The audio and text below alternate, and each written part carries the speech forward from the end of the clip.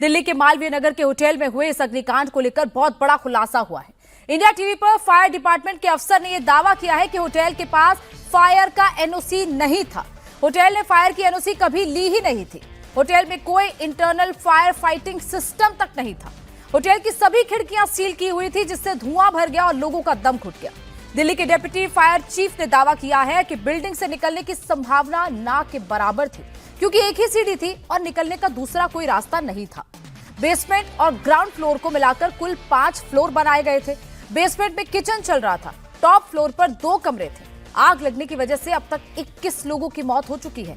37 लोगों को इस फायर में बचाया जा चुका है। बताया जा रहा है कि होटल संचालक को 6 कमरे बेड और ब्रेकफास्ट स्कीम के तहत चलाने की परमिशन मिली थी, लेकिन होटल मालिक ने 25 कमरे बना लिए थे। बताया यह भी जा रहा है कि होटल में एंट्री के गेट पर इलेक्ट्रॉनिक लॉक लगा हुआ था। आग लगते ही बिजली कट गई और दरवाजा पूरी तरह लॉक हो गया। लोग अंदर फंस गए और लॉक नहीं खुल पाया, यानी कि लोगों को बाहर निकलने का रास्ता तक नहीं मिला। 21 लोगों की इस पूरे घटनाक्रम में जिंदा जलकर मौत हो गई। बताया जा रहा है कि होटल में ज्यादातर विदेशी ठहरे हुए थे, जो वहां पर ही सामने जो मैक्स साकेत हॉस्पिटल था, नजदीक था, वहां पर इलाज कराने के लिए आए हुए थे। वही लोग ज्यादातर रुके हुए थे और मरने वालों में ज्यादातर विदेशी नागरिक थे, जिसको लेकर कई वीडियो सामने आ रहे हैं। कई विदेशी नागरिक अपनी जान बचाते हुए भी दिख रहे हैं।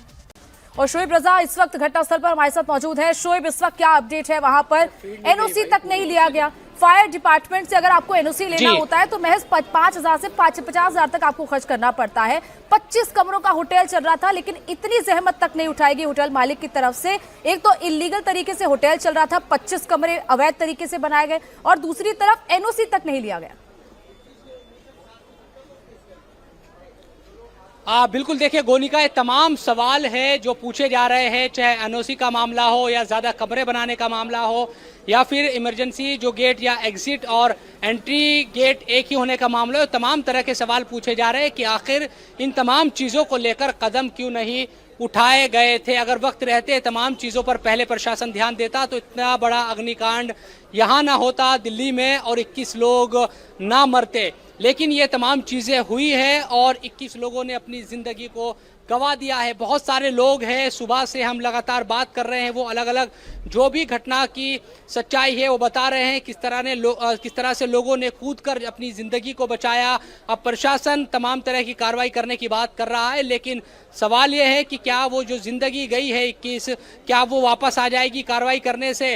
ये कदम पहले उठाए जाते और ये तमाम चीज़ें पहले होती तो यकीनन इस तरह की नौबत ना आती। हम ये देखेंगे गोनिका कि आने वाले दिनों में कुछ दिनों तक इस तरह से एक तरीके से प्रशासन भी, पुलिस भी और तमाम जो जिम्मेदार लोग हैं वो ये कहते हैं और करते हुए दिखाई देंगे कि वो एक्शन ले रहे हैं। तमाम होटल्स पर हो सकता है सर्च ऑपरेशन चलाया जाए, इस तरह की कोशिश की जाए, वहाँ पर इंस्पेक्शन किया जाए कि वो मानकों पर खरे उतर रहे हैं या नहीं, ये तमाम चीज़ें। लेकिन आने वाले दिनों में फिर वो ख़त्म हो जाएगी, फिर इस तरह से बड़े हादसे का इंतज़ार किया जाएगा।